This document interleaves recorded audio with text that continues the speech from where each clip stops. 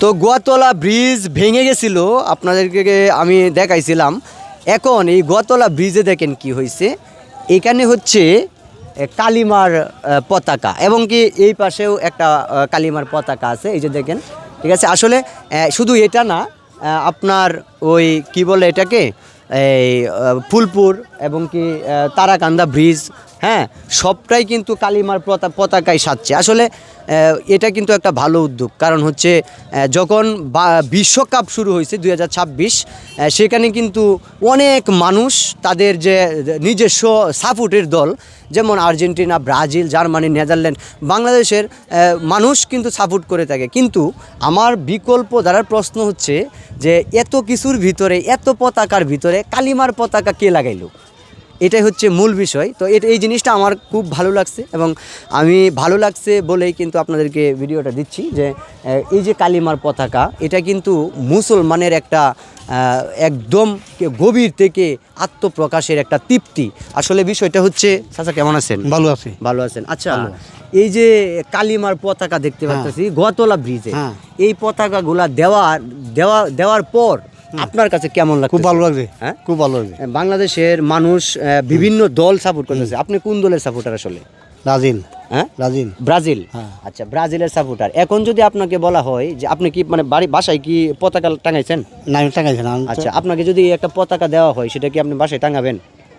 আন্দাজ ভালো লাগে, আমার ভালো লাগবে। ভালো লাগবে। আচ্ছা, আর যদি ব্রাজিলের পতাকা দেয়, সেটা টাঙানোর যে মন মানসিকতা আর এটা টাঙানোর যে মন মানসিকতা, দুইটার ভিতরে অবশ্যই পার্থক্য আছে।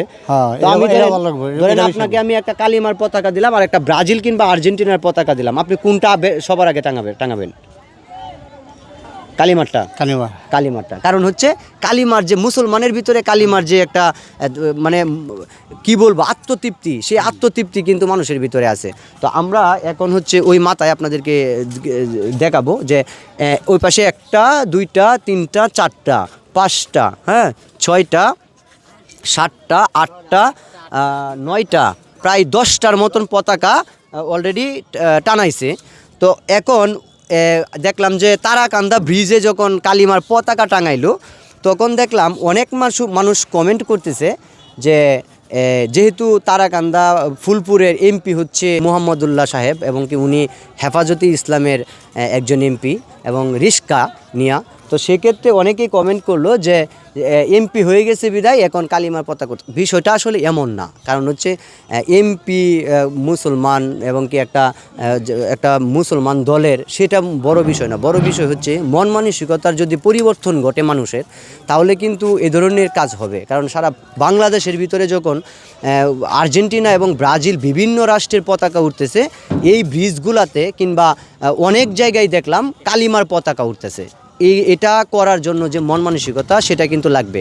কারণ আপনি যদি একজন মুসলমান হয়ে থাকেন, তাহলে আপনার মনে বিভিন্ন দল থাকবে, বিভিন্ন দলের সাপোর্টার আপনি হতে পারেন, বিএমপি করতে পারেন, এবং কি আপনার জামাতে ইসলাম করতে পারেন, হেফাজতে ইসলাম করতে পারেন, সব কিছুই করতে পারেন। কিন্তু সর্বোপরি আমরা মুসলিম, এবং এই যে মুসলমানের যে কালিমা, সেই কালিমাটা উড়ানোর যে মন মানসিকতা, সেই মন মানসিকতা কিন্তু লাগবে।